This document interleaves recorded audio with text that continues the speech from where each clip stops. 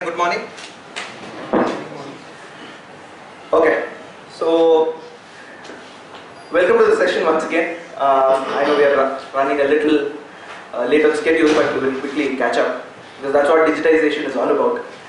We trying to catch up with what's happening. Okay, so in the world, before I get started, I think the PPT is reasonably clear because sometimes the image settings have trouble, so I just want to double check.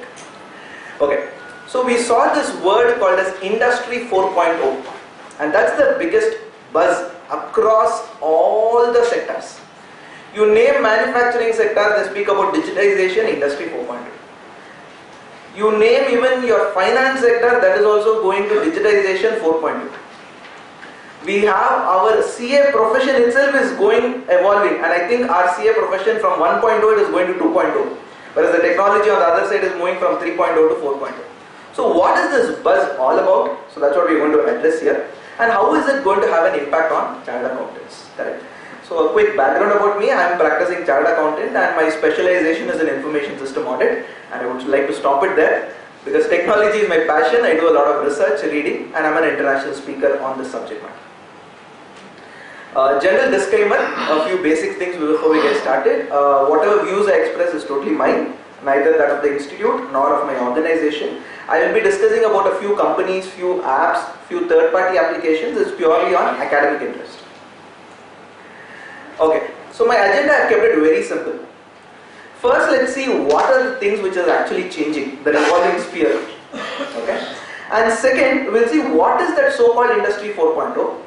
and how do I gear up for this Industry 4.0? In simple language, what is the impact? What is it that I as chartered accountants will have to have a look into it? The entire presentation would be uploaded on the website. So since being a digital conference, we didn't want to print it out. Okay, so the links and other things, I am sure the branch will mail it out to you. But feel free to take snaps and photos of it and make your comments. So let's see what exactly is changing. And I found this one very interesting video which I thought I'll probably show it. Hopefully it does play. It talks about how things are changing in one of the sectors, and let's see how this goes.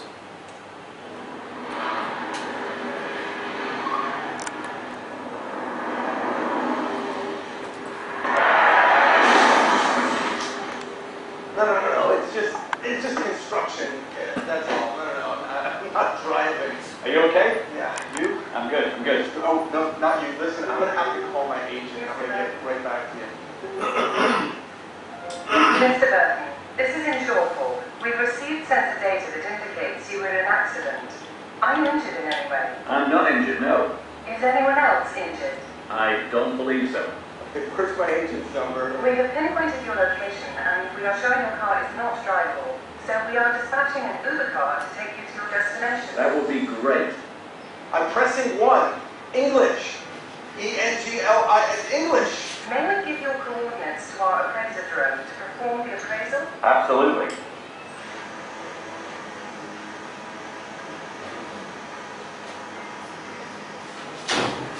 We have received the photos, assessed the damage, authorized the repairs, selected a qualified repair facility, and have dispatched a tow truck to take your vehicle to that facility. Perfect. Yes, hi, this is... Yes. Oh. We have looked up the other vehicle's insurance, transmitted the appropriate data to create the claim, and filed the California SR1 accident report. Can you confirm the information is correct on your phone, then hit the accept button? I'll check it right now.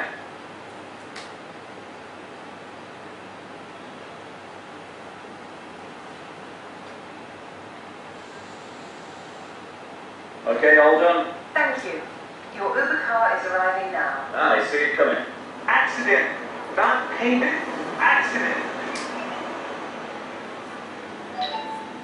Your tow truck should be there now. Don't forget to leave your keys in the vehicle. Thank you for using InsureCall, powered by Pivotal Labs.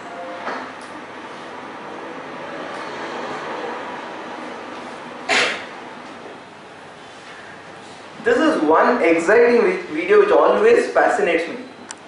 So there are many ways of looking at it. The way I see it is, how can technology solve problems of what people are facing? You might be thinking, sir, this might not happen in a place like Bangalore. Probably it might not happen now. It will happen sometime in the future. Which means technology is getting integrated and interconnected. That means we are moving from a silo-based environment to an almost completed environment. Today, most of us, or at least the younger generation, the millennials, have at least one smart device with them which is running all over. Always running and it's moving around. It could be a smartwatch. It could be your phone itself for that matter. Whatever, Samsung, Android, whatever phone you can call it.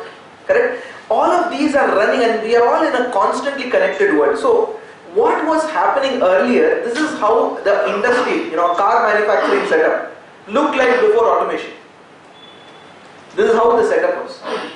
But if you see a little later, when the industry started maturing, this is typically how it is. Can you see, there are no people at all. The only people whom you see properly on the screen are two extreme corners, maybe one to switch on and one to switch off. So, are we trying to say that the entire landscape is changing? Maybe yes. So, what is that so-called change which we are seeing? Let's quickly look into it. We are moving from what is called as a print-based industrial society to what is called as technology-based internet society. Everything earlier was print-based, paper. And it was all industrial goods. We are moving away. From industrial goods, we are moving to information goods. Today, information is the biggest thing. And the most valuable asset in the world is data. Why are companies giving so much of facilities free of cost? They are actually collecting data. Why is Google and Facebook providing a service where you just share one location to another location you want to move? Or your personal family programs or your social meetings, you are sharing it over there, and that gentleman is making money. How? It's all about data. A so-called concept called as infonomics is coming up. Economics driven based on information. And what you do here, the 3 M's. You manage information, you monetize it, and you make it better and make it grow. So that is what is happening with this information. On the other end, you are seeing that a data-driven company, the valuations are just increasing. Every now and then we keep on reading, startup got so much out of funding. How much profit they are making? They are in losses. I read an article where Flipkart was valued much higher than Big Bazaar. Totally two different models. I am not there to argue in favor of either of the companies, but see how the business is actually moving. And today's world is all about data-driven companies. So that's a huge thing. You talk about the Uber, you talk about the Oyo, correct? You have some concept called as Airbnb. Anywhere in the world you can go actually stay there. Correct? I was traveling last week, I was presenting a paper in Geneva and I had to obviously look out for an accommodation. And the only thing which I did was downloaded the app and I got an accommodation. And I didn't know who the landlord was, and the beauty of that thing was, I didn't even meet the landlord. I was staying in an apartment and the entire process was an auto self check-in. So he used to give me 4 number codes.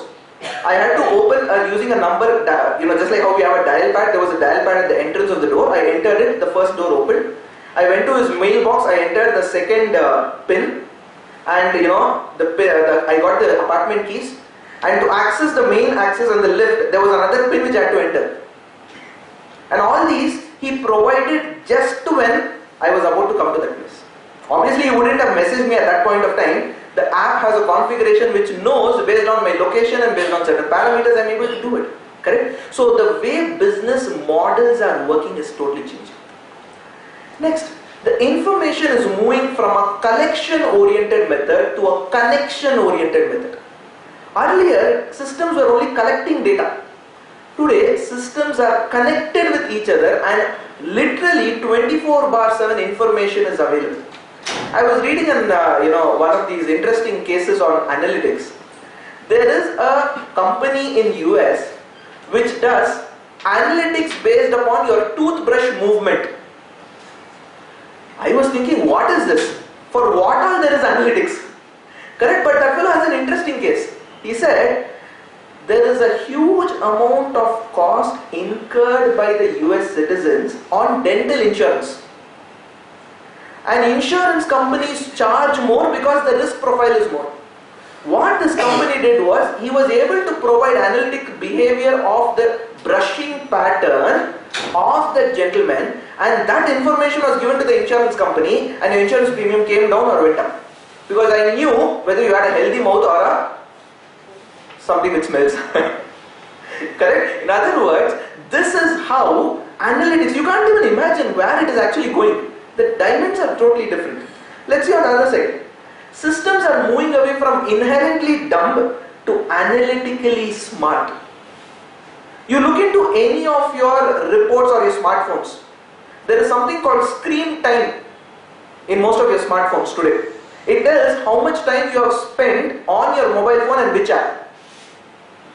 Correct? And this information is available. You can in fact decide how much time you want to spend in each of these apps. And you have fancy analytics. Correct? You have fancy things which is coming up. Look at your Google Maps. You are in a location which you are stuck and you want to move to the next location. It tells you there is a congestion here. Why don't you please go ahead and choose an alternative route? Correct? So that means, and in fact today most of them are relying upon that, an alternative route also has got jammed. That's another part of the story. Alright? The need for data is drastically increasing. And tomorrow's future is we are only going to have data run companies, and that is why the entire world is looking into data, into India. Why? That is the amount of data we generate, we have. Because all of us are almost connected. I know your behavior, I know your patterns. Right? And the last one, there is a concept of digital transformation which is going across the society. Though these are basic trends. If I have to compare, the old versus the new, this is how it is, the analog versus the digital. I'm sure all of us know that traditional method of analog, your good old watches for that matter. The analog watches versus what you have as digital watches, correct? It was face to face earlier. Today is interface to interface. In fact, we can say screen to screen. Correct? You have the old school thoughts which are now slowly getting replaced by new school. Offline is totally moving away, and today it is online. The first thing which they ask if you meet a person is, do you have an online presence? Do you have an email ID? Personal touch is moving away, digital touch is moving. It has its own implications. If you go to a social gathering, everybody in 2 minutes they say hi, bye, and they're updating their message on WhatsApp, Facebook, etc. Correct? So that's why the flip side of technology is distant people are coming closer, closer people are becoming distant. You can't do much about it, but nevertheless. 9 to 5 is now become a 24 into 7 into 365. I hope you're getting the context. Word of mouth is becoming work of or word of mouse. High touch, high tech, and from heart we are touching the minds. So this is where the transformation is. Let's take 2 simple cases just to understand this. We started off with a horse cart. Once the wheel was invented, the next biggest thing which we did was what? Bringing a horse cart. Horse or bullock, whatever it is. Then it moved to a train, it moved to automobile, it moved to an aeroplane. It now recently started moving to ride sharing. And that's a buzzword across the world, right? And now we are talking about autonomous car. And what is the future? Nobody knows. Probably Einstein long back told that in the speed of thought you can actually move. That was one of his predictions long back. And he said that is possible if you are able to travel in the speed of light.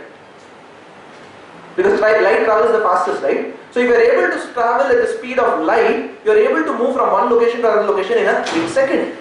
And that's possible, who knows? Correct? And then we had the trading method. Initially it started off with barter, then we had the physical currency, the fiat money, credit card came into picture, digital banking came into picture. Now we have a digital currency. I'm sure you've been reading the news that Facebook is talking about a new cryptocurrency. Whether acceptable, non-acceptable, those are all secondary. We're just talking about technology here. And what is the future? Unknown. Correct? So this is what is happening in the current landscape. So now, with what is happening in the current landscape, let me quickly take you to what exactly is Industry 4.0. Let's just try to connect the dots over here, what you see here. See this first screen.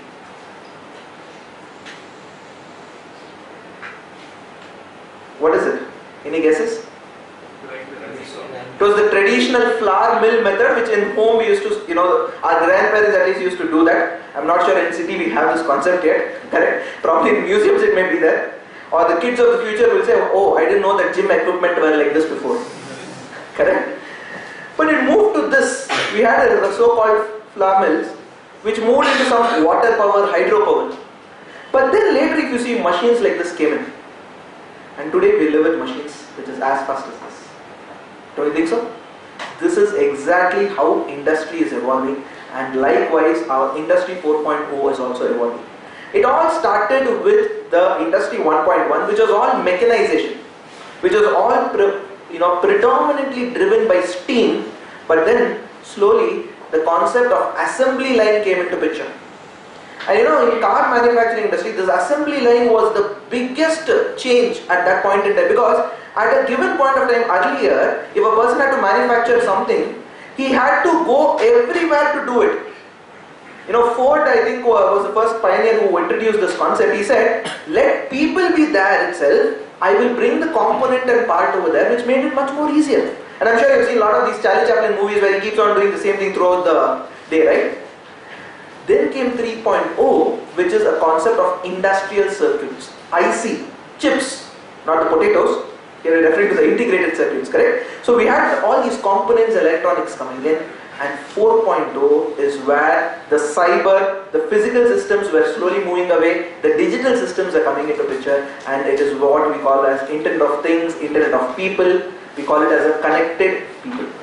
While we speak of 4.0, some research scholars have already moved into industry 5.0. Now I feel it's too early for us to look into 5.0 because we are still digesting what is 4.0, correct? So what is this 4.0? It is dominated by autonomous robots. I'm sure you have read in Indranagar, Bangalore, there is a restaurant where robots are serving, correct? We have a system integration. Systems are getting integrated. Your simple example, most of us over here have used Uber or an Ola, correct? Your credit card and debit cards can get automatically integrated. You need not even worry about the payment, automatically the bill goes. It saves so much amount of time. Otherwise taking the change itself was a big headache, correct? The 2 rupees, 3 rupees, forget 2 rupees, 10 rupees also no change is not available, correct? Then we are speaking about cyber security. How do I protect myself in the cyber world? That's another landscape. Cloud computing. In fact, this is one technology which gave a base for every other technology to come up, because it gave unlimited storage capacity. Today, literally we have unlimited storage capacity, sir. Google gives us 15 GB free every email ID. I've seen some people who have 5 email IDs just to make use of 15 into 5. Correct? I mean, it has its own challenges, but just see how this is available. Additive manufacturing, augmented reality. Earlier, to watch, if you go to an eye doctor, even now it happens, they put in something on your eyes and he keeps different types of lenses and he sees what is happening. But today it's totally different. I keep a VR set and you're watching a video, a kid is watching a video and enjoying, the diagnosis is getting ready automatically. And that is what we are talking about Industry 4.0. That is how fast the technology is changing. I hope you're getting the landscape of what it is, correct? So what are those typical technologies which are coming here? I'll just give an overview and each of these are dealt in detail in the subsequent sessions. But as a first speaker and mentioning the keynote, I think I should make a mention of what are each of these technologies. The first technology which we speak about is AI. In fact, the previous speaker did make a mention of a lot of A's, B's, C's and D's. I'm going the same logic to take, to have the same flow. I start off with the first technology which is driven by A for not Apple, it's artificial intelligence. The kids of tomorrow will be probably taught A is equal to artificial intelligence. In fact, I have a 7-month-old kid and my wife tells him A for Apple. I tell him, what are you teaching? You should teach A for artificial intelligence and B for blockchain. And I tell it to my son and he smiles as though he's understood. Correct? He's just about 7 months old. Yeah. So artificial intelligence is nothing but mimicking what a human being can do. A classical example, I'll give you examples to give the narrative because I'm sure the previous, the subsequent speakers will draw much more insights into it. I'm sure you would have ordered some food on Zomato, Swiggy or any of these apps. The moment we order the food, we obviously are a little more hungry, we want to call up the customer care and check where the food status is. But most of these companies, if you see, they do something smart, they don't have a customer care number.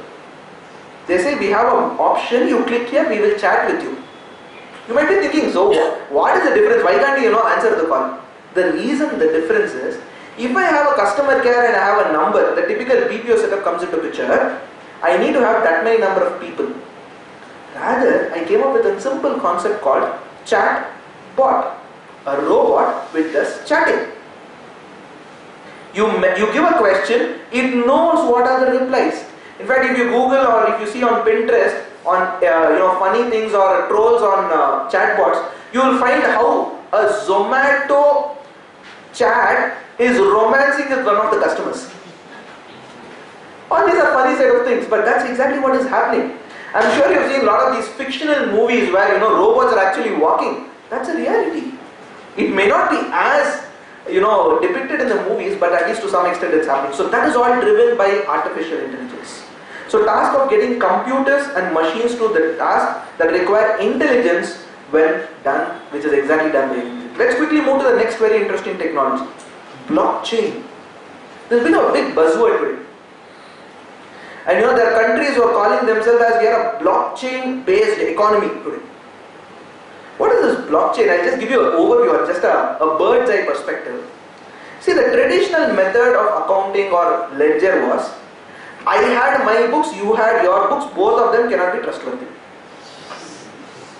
That is why there was a necessity for an auditor to come and reconcile, or a process. I will not say necessarily auditor, a process of audit and sort of internal verification. And generally in income tax we say no, there are different types of income. Correct? There are 4 types of income. One type of income is actually what you earn. One type of income is what you disclose. One more type of income is what you tell your wife. The 4th type of income is what your wife tells others. Correct? This was put on a jovial setup. I'm just trying to say there are a lot of inconsistencies which are there, and this blockchain as a technology tries to solve it. In simple language, it ensures that there is one single integrated digital ledger, and the ledger will have the transaction recorded only if 3 or 4 parties or 5 or 6 parties agree, or in other words, draw a consensus. What is it? A digital ledger where 3 or 4 parties draw into an agreement or a consensus, post which the transaction gets updated. I will stop it over here because if I go a little deeper, Anand sir, who's the next speaker on blockchain, he'll say, sir, what is it? You covered my session. But nevertheless, I'm just keeping it short there. It's described as a digital ledger, and the recording in this ledger takes place only after you have achieved a consensus. And what is this consensus? The consensus could be between a vendor and a creditor. It could be between Punjab National Bank India and Punjab National Bank abroad.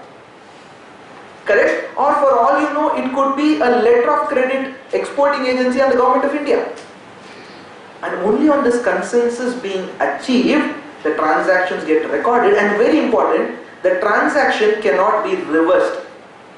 It is irreversible. And how do I do it? And that is possible to a technology called as cryptology, where I push it and I do not make it as reversible. I should not be able to reverse it. So that is one thing on the blockchain side. The next thing which you are seeing on the other end is what is called as cloud computing. In fact, according to me, this is one of the oldest technologies out of all these emerging technologies. Correct? What is cloud? It is not just something which we see on the sky. Cloud in simple language is a shared database. What is it? A shared database. So let's presume you have some storage space in your personal laptop. Okay? What you do is, you ask your friend to utilize that shared space. But if he has to utilize, what happens? He has to come physically to your place. Only then he can utilize. So I bridge this gap. Physical, I make it virtual. In other words, I give him a mobile app and I give him a simple software. Boss, you load everything from your mobile app, it will get stored in my system. But what is my requirement? My system should keep on running 24/7. And what is this my system today called as? Microsoft Azure, Amazon AWS, Google Cloud, Google One, I think now it's called as, correct? A lot of fancy names are coming. So that is basically what is a cloud, and cloud today provides almost unlimited storage. I use the word almost unlimited because you want more storage, pay, you get it. As simple as that. It's like a metered connection, like your electricity meter. Alright? And there are 3 models in this, which is called as IaaS, PaaS and SaaS. The details of which you will find it over here. IaaS is basically where most of the thing is deployed. Probably I'll zoom it over here just for the benefit of audience. IaaS is basically where your organization just provides basic information or basic facility. IaaS is a case where the cloud service provider provides basic facilities such as just the infrastructure, and you build the entire thing out of it. In a case of a PaaS, the cloud service provider gives you the basic infrastructure. He also installs certain applications or softwares based upon which you can do it. And last is a model of SaaS, like what you see your Zoho books, your QuickBooks, correct? All of these run on the model of SaaS. And then comes one very, very interesting word which our Honorable Prime Minister also keeps talking about: analytics. Analytics is how you convert your data, which is bulk, and put it into meaningful form. I gave you one case of analytics of the toothbrush, correct? Recently we had this India-South Africa match which is concluded. Earlier, if you have seen 5 years back, if a cricket match was taking place, you used to see what is the score, and maximum you could see some basic information about the batsman and some history about it. But today if you see a cricket match, 5 minutes is live match, another 5 minutes is lot of reports, where the ball went, which side he is hitting, what he is able to do, which side he probably can hit. What are they doing? Actually they are analyzing. In fact, there are bats which are embedded with sensors, and when these people are practicing the match, the movement, the swing of the ball and the movement which the batsman the way he moves his hand, both of these are analyzed to identify where he may probably get out. And that's how people are able to make strategies for getting batsmen out. Correct? So things are changing. And let's look into our own profession.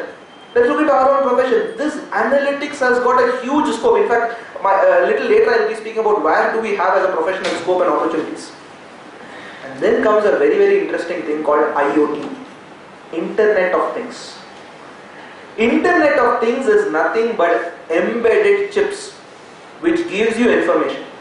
Imagine a day, let's presume end of today, you had a lot of information which you received and you are flooded with data.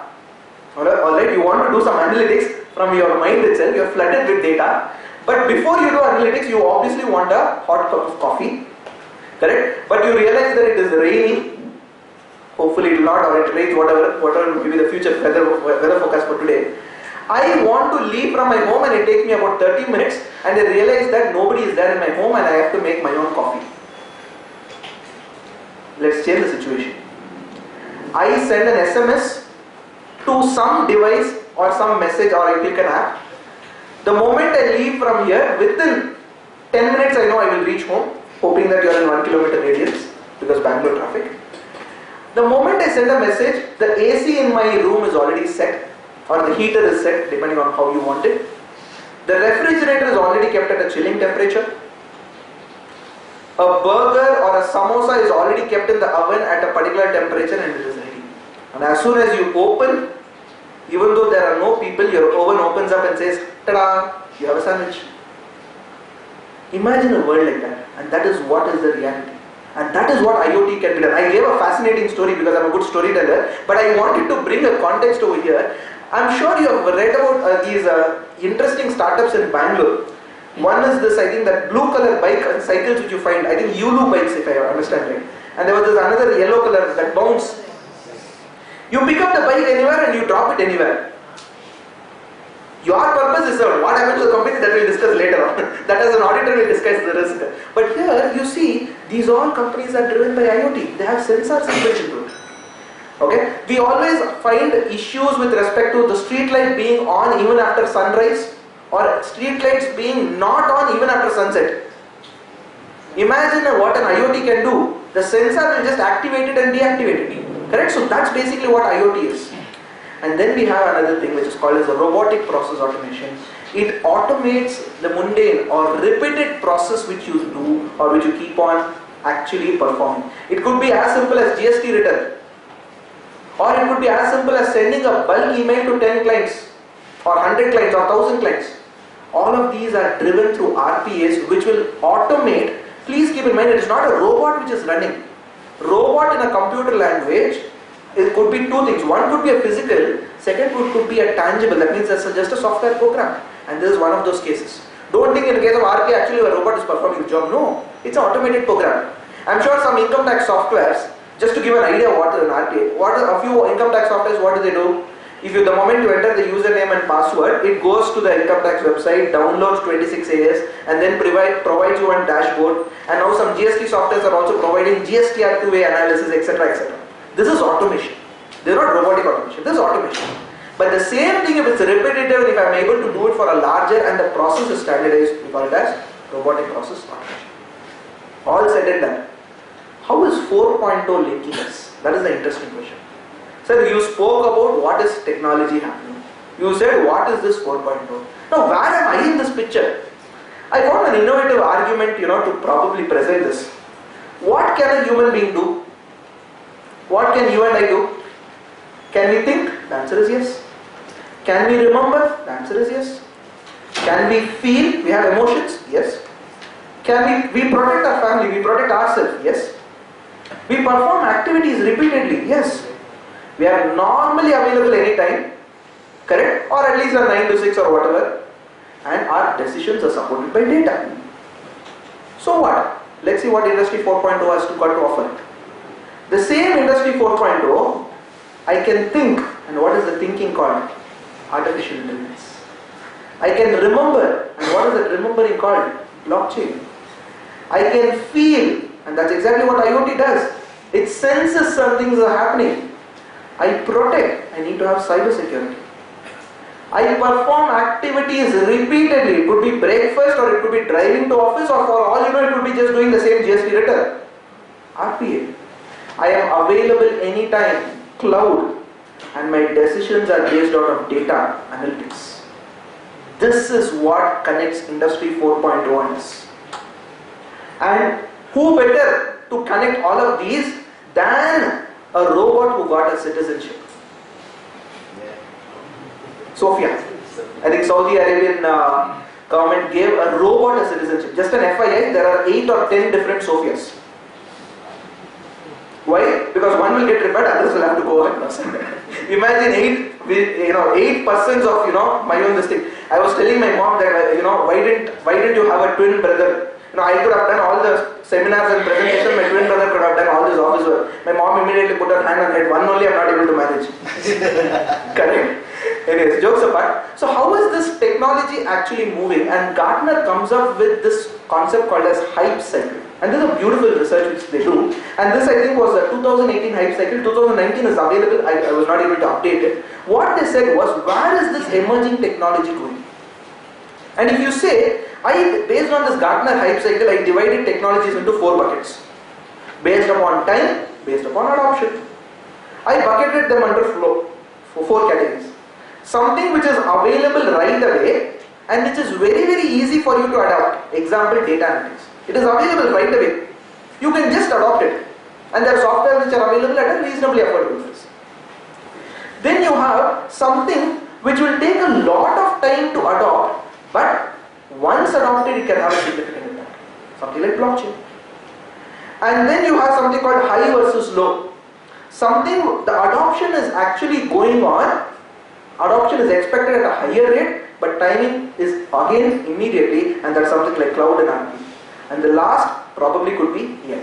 I mean, this is just one perspective. You can change AI and blockchain, because some people opine that blockchain has still got time to adopt. Yes, that is possible, correct? So this is typically how you can look into it, and how do we as a profession embrace this technology. And that is why I thought I'll put in a chart which talks about penetration of these these technologies into our profession, and this is how it happens. Cloud is already penetrated. I think all of us are using cloud. Gmail is a simple example of cloud. A little later, if you go data analytics, Tally has got some inbuilt analytics, FIL. Excel has got some analytical features and a lot of analytical tools. Then we have RPA, which is again coming up. Many of the industries are adopting.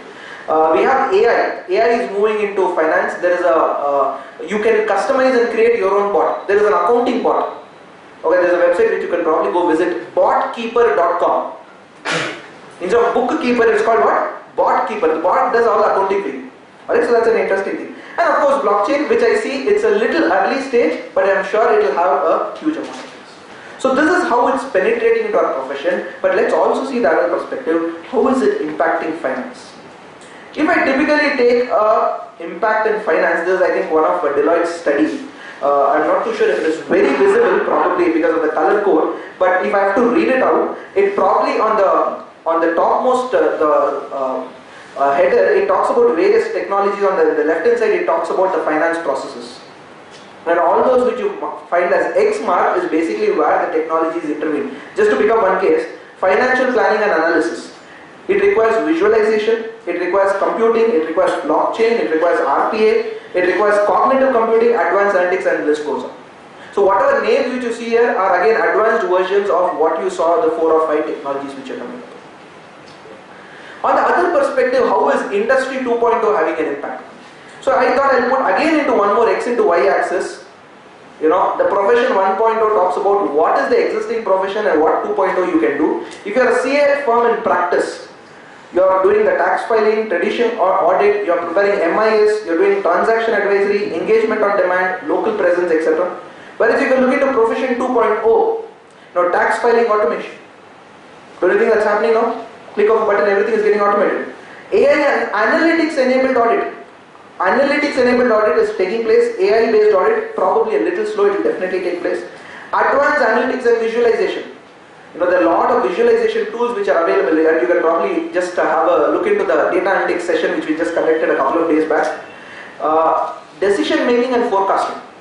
You are able to prepare forecasts. In fact, when I was in Zurich, I was going through one of these startup companies. What they told was, they basically do what is called restaurant analytics. They tell you how many number of people you can expect in a particular day into your restaurant. Imagine the amount of data which goes into that engine. How much of planning, correct? And more importantly, imagine the savings which it can bring, correct? Because the restaurant, the biggest problem is the amount of food which they waste. Correct? Anyways, and digital presence, analytical demand generation, etc. Most of these e-commerce vendors, okay, they have something called as assured or privileged or prime customers, etc. They have their own warehouses where they stock. How do they decide what item has to be stocked? Based on analytics.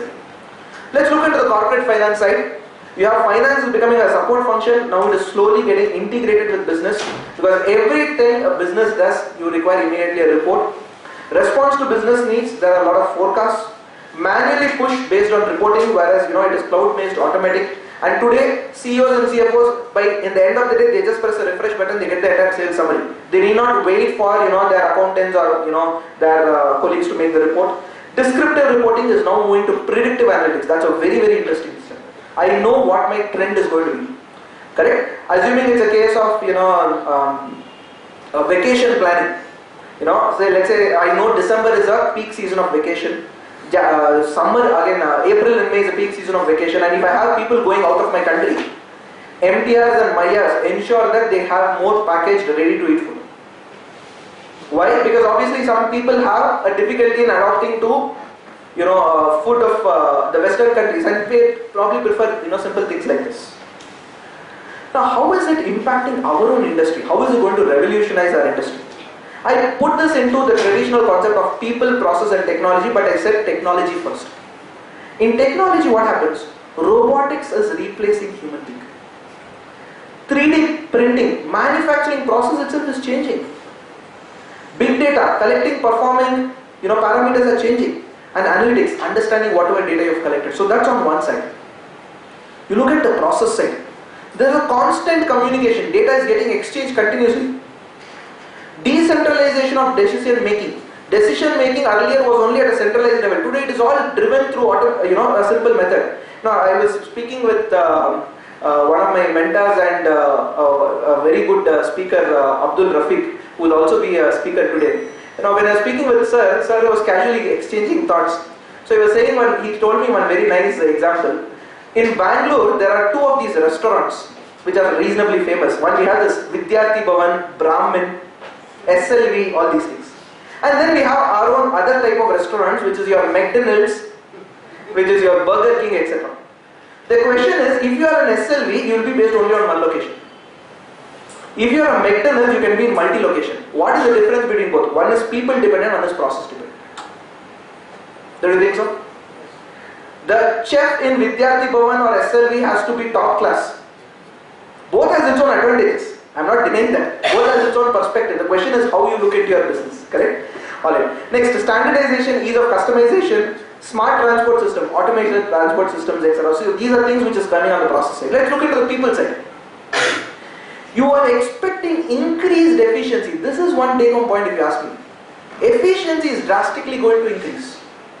Your skill development, upskilling, reskilling, this is another area which I find we as a profession will have to spend a good amount of time and only handle only to handle disruptions, the routine activities are going to be done by systems. In other words, we are really going to use our mind and intelligence. We are not going to do the same routine work.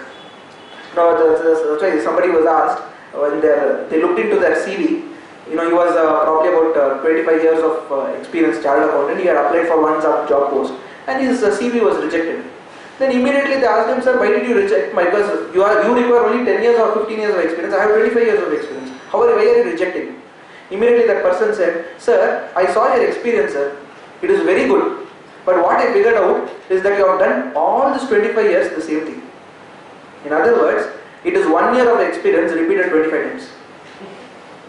Correct? So that is exactly where people reskilling will have to come into picture. Just an FYI, World Economic Forum Future of Jobs report, I think again this was 19 report probably is available now, you'll have to see that. World Economic Forum is a very good, interesting website where a lot of information is there, a good read just for your information. It talks about redundant roles. And guess who's there in the redundant roles? Accountants. Roles which are no longer going to be relevant. More interesting is this. Auditors. And even more interesting is this. Lawyers. That means what was considered as a profession which is evergreen is now slowly having an impact. And that is exactly what is called disruption. That's exactly what is called disruption. But you need not panic. And this is a common example which is narrated everywhere. When the engine or the motor car was invented, all those who were riding the Tonga were scared that they will lose the job. But what did they do? They learned how to drive the car. And that's exactly what we need to do. We need to learn how to surf on this digital wave. And if you know how to surf it, you will be able to manage it. Alright? So this day probably is not too far, my dear friends.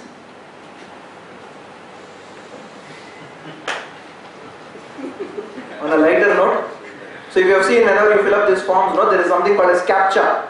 CAPTCHA is basically a program to check whether you are human or robot. Probably a robot will do everything and say, hey human, can you just fill up this form for me? Alright. On the other end, digital has its own flip side as well. Just to, look into the other side. Emma.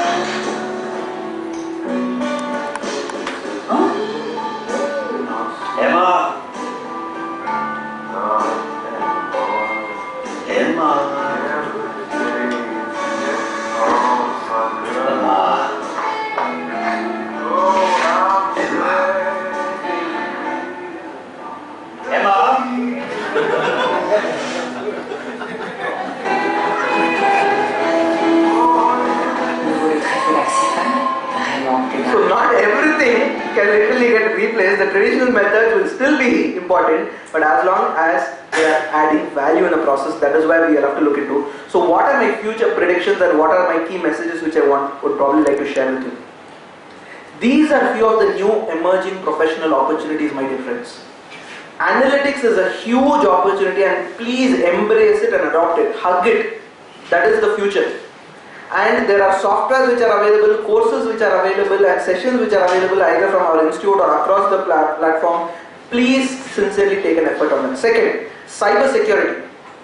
This may probably require some bit of technical knowledge, but definitely that is another area of opportunity. And just an FYI, these are not just my predictions. I also align my predictions with what the World Economic Forum surveys are, what the global speakers speak, and I have been able to do that. Emerging technology, and that's why today's session will be very useful for you. If you are able to understand what are these AI, ML, blockchain, RPA, etc., you will be able to reasonably better position. Data privacy. This is a huge area of professional opportunity. India is coming up with a data privacy bill.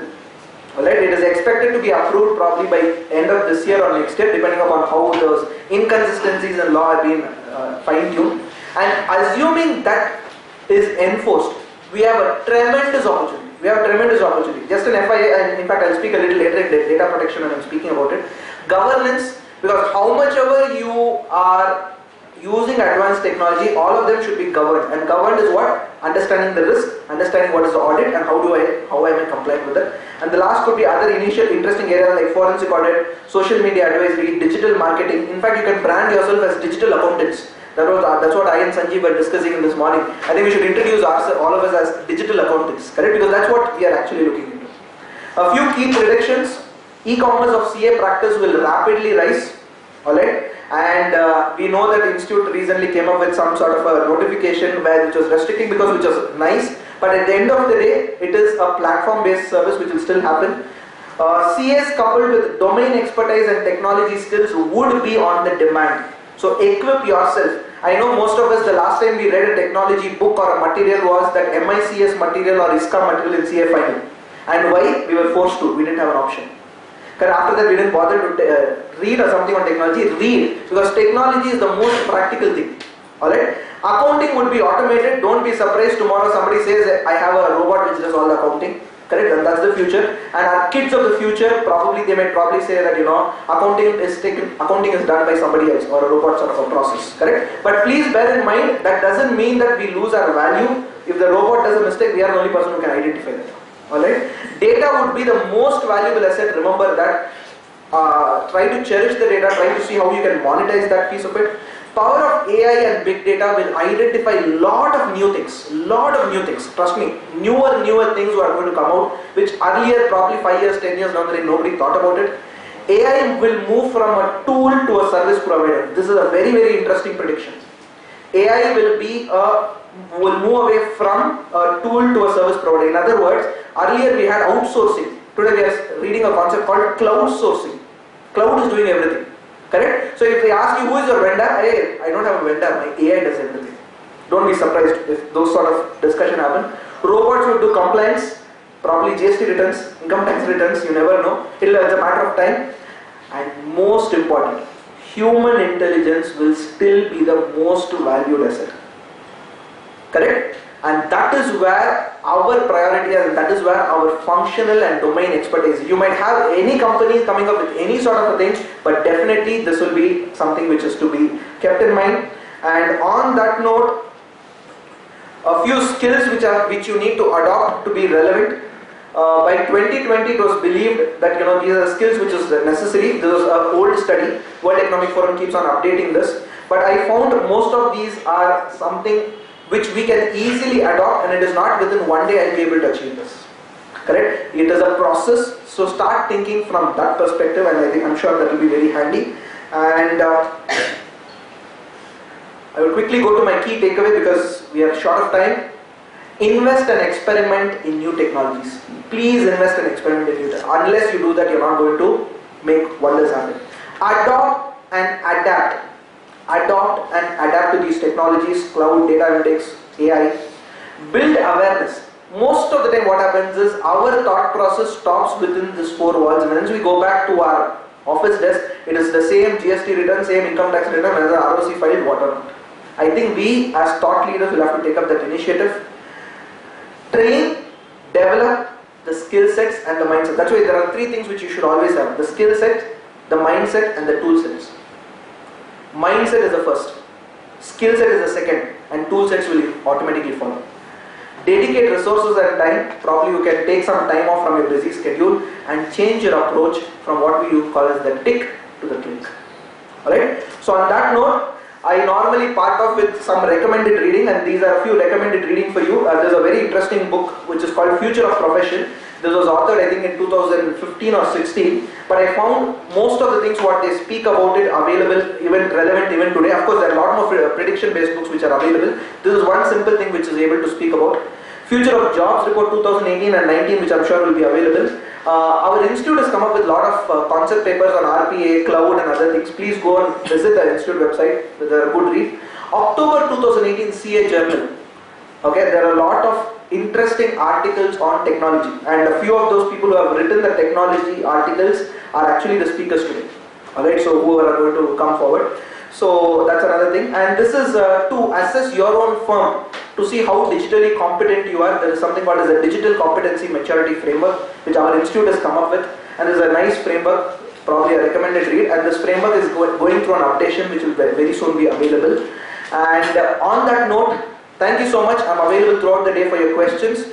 We will quickly jump into the next speaker because of want of time.